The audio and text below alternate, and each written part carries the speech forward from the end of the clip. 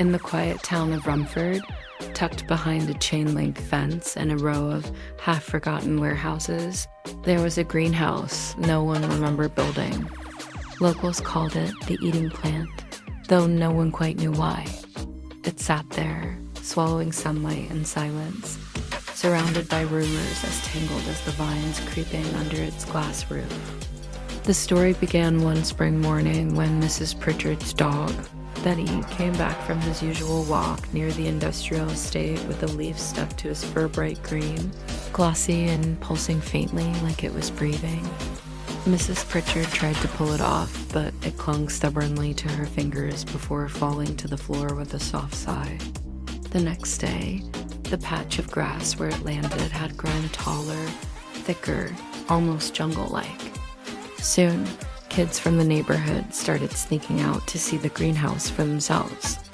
They said if you stood close enough, you could hear whispers like the plants were talking about you. Some swore they saw the vines shift when no wind blew, or that the flowers opened wider when someone approached, as if expecting something. Then people started noticing odd things.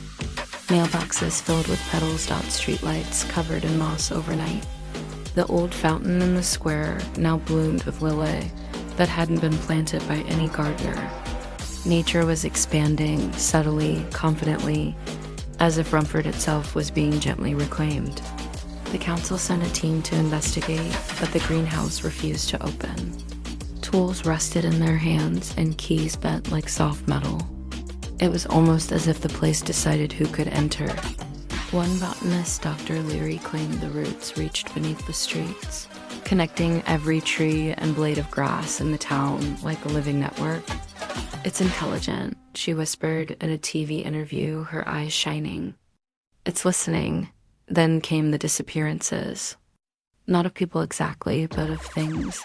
Bicycles left near the fence, gloves, lunchboxes, even an entire bench. A week later, new plants sprouted in their place, each shaped eerily like what had gone missing. Still, the townsfolk stopped feeling afraid. The air smelled fresher, the rain felt cleaner. Romford grew quieter, greener, calmer. The greenhouse remained locked, its glass fogged and humming softly at night. Some say the eating plant isn't dangerous, it's just hungry for neglect, feeding on what people abandon. Others say Romford isn't being overtaken at all, it's being cared for. Either way, no one tries to tear it down anymore.